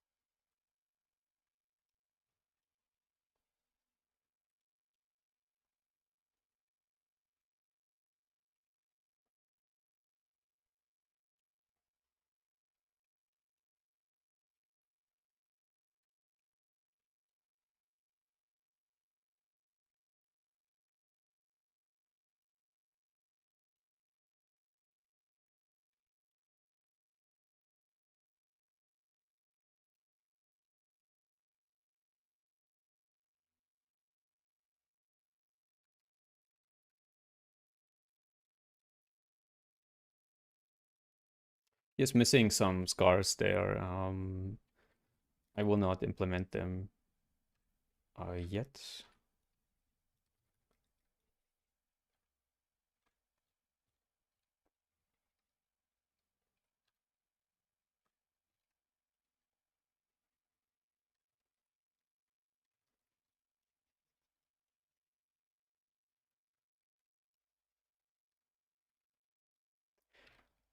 Maybe I have some time in the future to finish this piece because I want to have more pieces like this in my portfolio as well, like some kind of Clash of Clans type of characters. I think the creator of this artwork is a artist which is working on Clash of Clans. So give him a try. Visit his portfolio if you want. He has pretty cool stuff out there.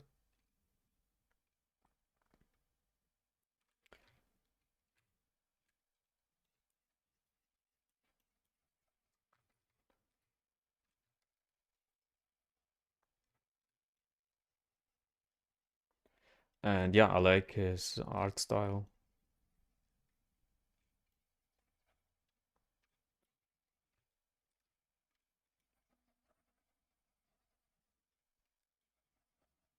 I mean, of course, these colors are like this is a sun. This is like sun hitting his face, and this is some kind of shadow in the forest or whatever. But I will bring this already here onto this model, and let's see what how it works in the final image. Then later, if I have to like change it.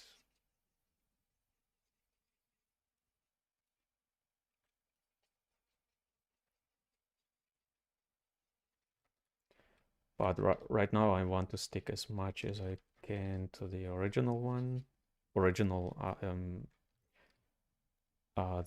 coloring.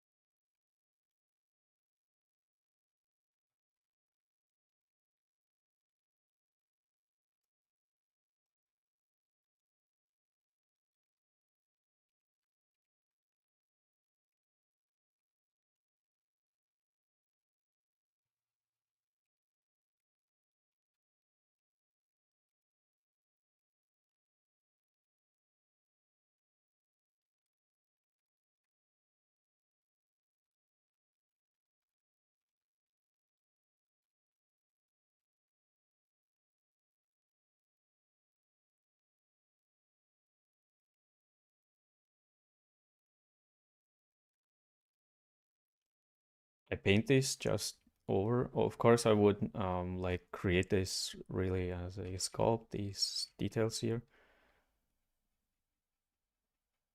But on Sunday I will finish them.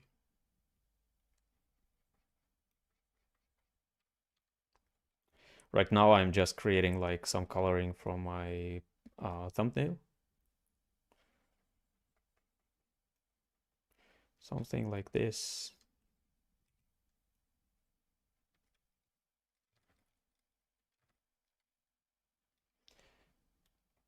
And I want, of course, I want to show you my rendering workflow, how I do it. Because it's new, and I thought I demonstrated. Um, Samantha is in the chat. Thank you. I'm very good. How are you? Do you have a question? I have a tool there. I load it into my ZScript section. So this process takes some minutes. So you are free to ask whatever you want while I'm rendering my. That's good. I'm rendering my image here. Mm.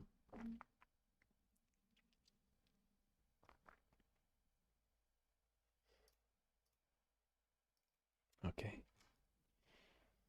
Here is my tool. Like I loaded it into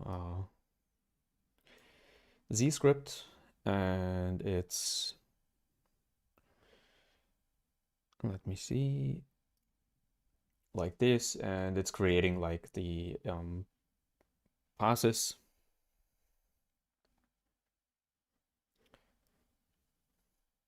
I need.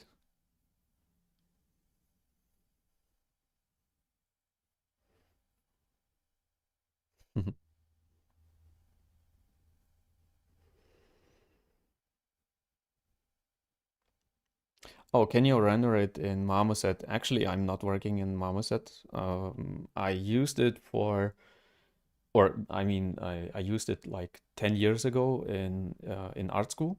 I was presenting some of my work in Marmoset back then when I was not able like to implement my characters into like in a game engine in Unity or in Unreal. I was using Marmoset. So sorry, I'm not using Marmoset. Maybe someday I can show you like Blender rendering, but I'm actually working on a workflow for rendering in ZBrush right now because it's like easier for me to create my thumbnails out of ZBrush instead of bringing everything to Blender or lighting there and so on. So I'm preparing, like I prepared a script and it's running now. It's rendering like the passes for me.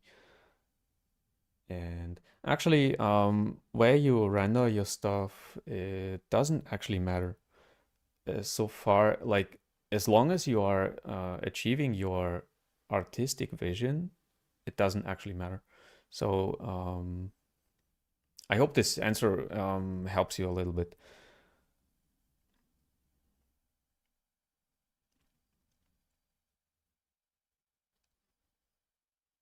So I'm actually achieving the same quality, I would say, or maybe, yeah, I think I would achieve the same quality in ZBrush like in Blender. Actually, it doesn't matter.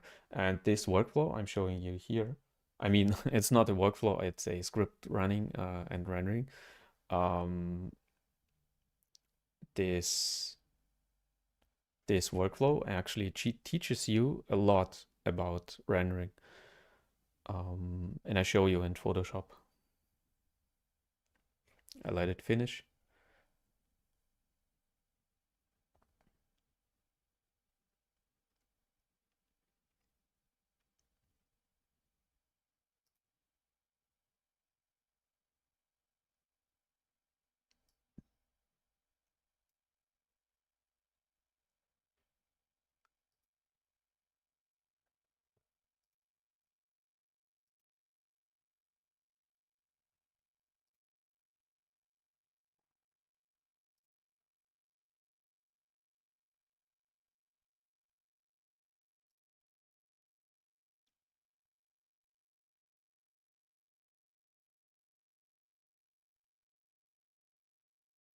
I hope it's not crashing.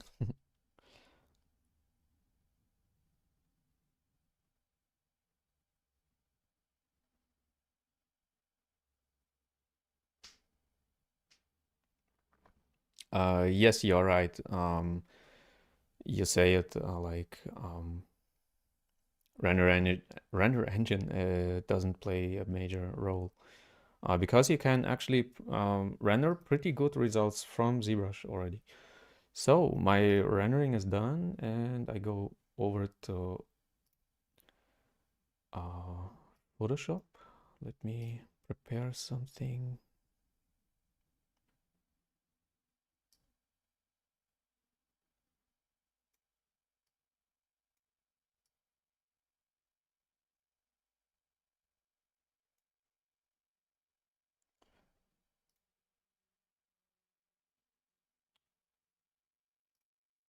Okay, we are in Photoshop, and I have my script here in Photoshop, and I'm working on this. Oh, you do not see the script.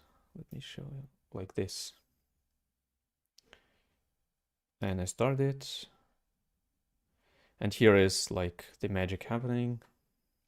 It's building me the image.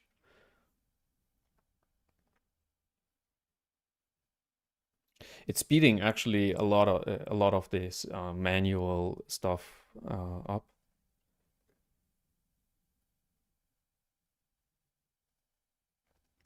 Yes, for the art channel art challenge, I will paste it into my Discord.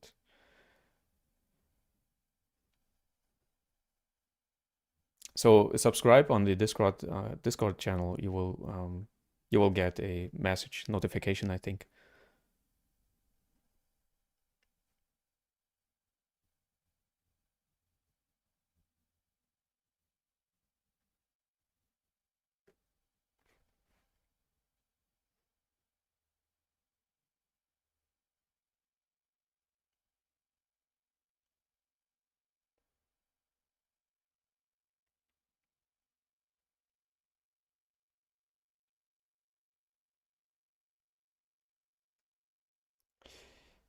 Good. Here is of course a pass from my last render. So this should be like I cannot automate it in ZBrush to render it like I didn't figure out how to render this kind of image in ZBrush. Manually you can do it, but I didn't figure out how it works in a script. Anyway, yeah, I have these layers here. I switch them off like this, and I start building my image. So like I said, you are learning a lot working like this in passes in Photoshop. You learn a lot about rendering in general. I do not promise like it works right away because I was rendering like other characters earlier with this tool, but let's see what we can do here.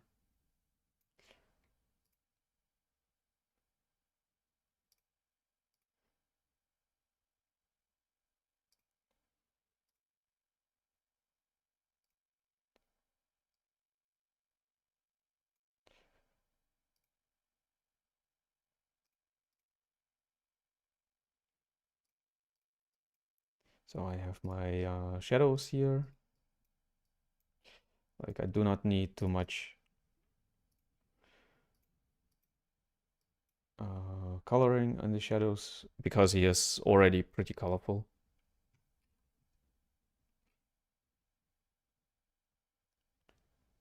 And then I want his like lighting come from the right, I think. That's why maybe I keep this one, but lower it down. So what I want to achieve is actually some depth, of course, on this character, on this creature. And then I'm applying this specular. Let's see how much specularity I actually need. Maybe all of it, all of them, like and blue.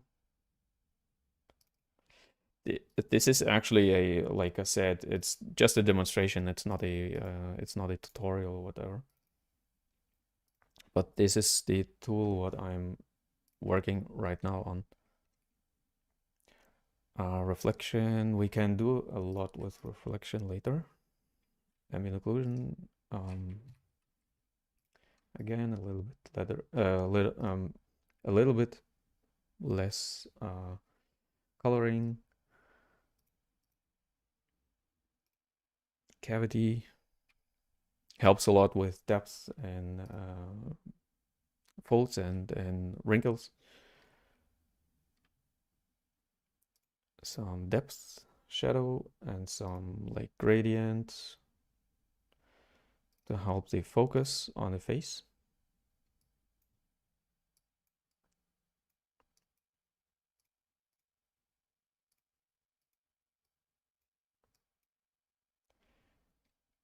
Some rim lighting and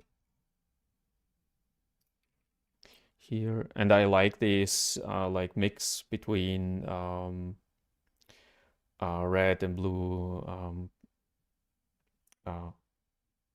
light sources, because they are actually red and blue is like more natural than other colors like green or whatever. I mean, in the light, we do not see green light in nature. That's why for a dragon or for a like dinosaur, you can use actually you can use red and blue a lot.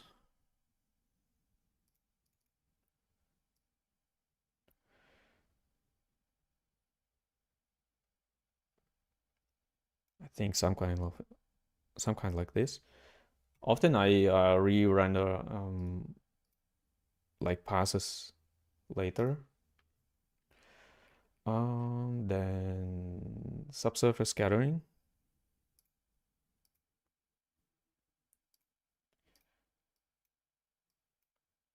Let's see, we can have pretty much subsurface scattering because he has his teeth open, like his mouth open, I mean.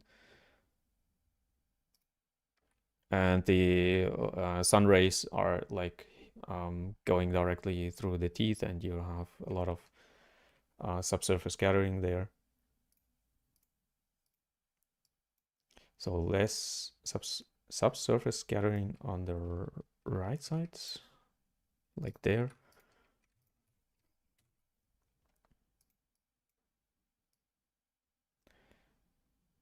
So you actually have this artistic choice always, and I like it. I like this workflow a lot, which I'm creating right now.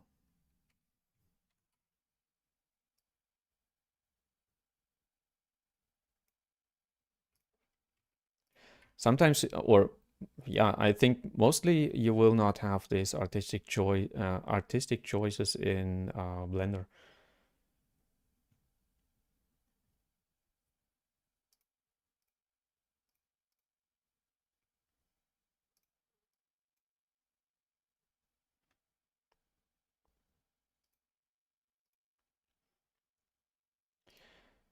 And saturation.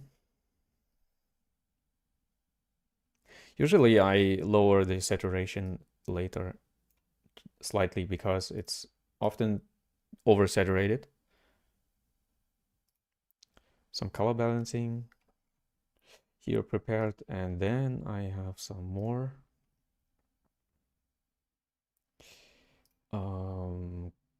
scripts here for let's see. Here down below I can remove, of course, the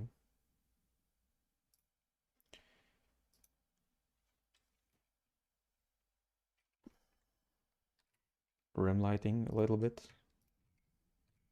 Make a group, masking.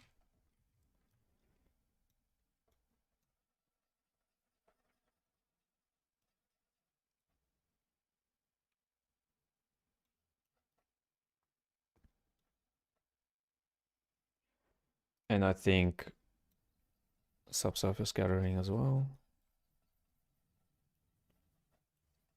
like this. So you have this, like I said, you have this artistic choice to like remove stuff if you do not like it or need it. And then I can sharpen my image just slightly, not too much. Then add some bloom.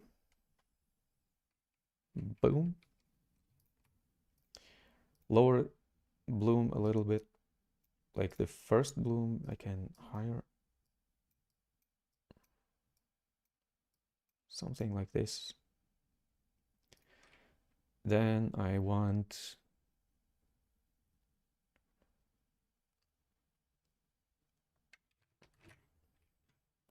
some depth of field, lens blur.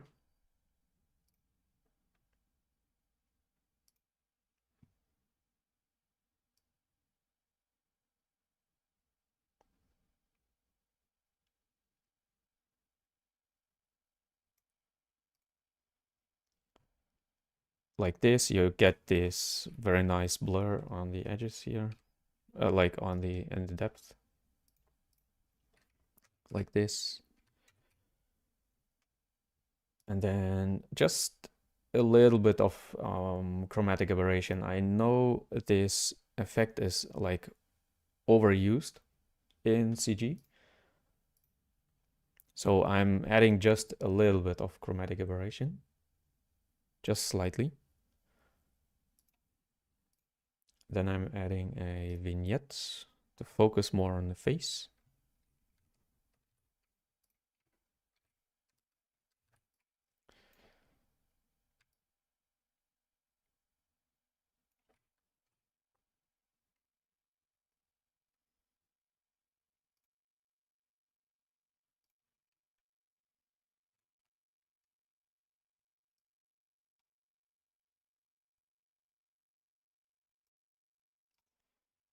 Like this, and of course you get, I don't know if you see it on the stream, but you get a lot of bending here, and I have when you apply a gradient also, you get in Photoshop this bending, and I have a script which is removing this bending there. And finally, I forgot. Anyway, I remove the or I repeat the process. I forgot something. I mean the reflection paths. Anyway, like I add some noise like this, and pretty much my image is pretty much done. I can, of course, go back into ZBrush and like when I want to have a different kind of rim lighting or different like light situation, I can do it in redo it in ZBrush when I want. But I'm pretty happy with the render so far. So yeah, and I'm ready to use it for my thumbnail. So this is a pretty quick way to render your image in ZBrush, and with my tool, which I'm working right now on, and on someday I will like post it on Gumroad, but not yet because I'm still working on it. So yeah, I hope you enjoyed the demonstration of my new tool. I'm not a like programmer, developer, or whatever, but I enjoy sometimes developing tools.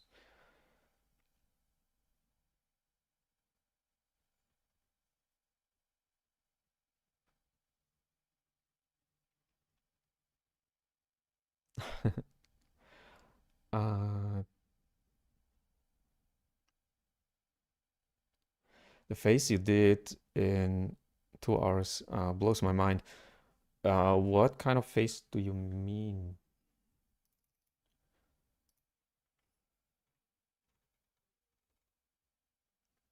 I mean, one of my most favorite um, videos of mine, or models of mine, and I will definitely revisit it, is I was creating like an orc, um, this like purple colored orc. I pretty much love this model. And yeah, like I said, I will definitely revisit it and render it and post it on my Patreon, or on my ArtStation and so on. So yeah, like I said, I hope you enjoyed this workflow here. I finished my thumbnail. Thank you very much for being with me. Please give me a like and subscription on YouTube and everywhere else. So please check out my channels. I hope to see you next time on, I hope, like on Monday. I hope to, or I'm planning to have my frequently my streams. Sorry. And yeah, showing you my workflow and sharing my thoughts so far. I had a lot of fun with you guys, chatting, discussing, and I hope to see you next time. Thank you very much.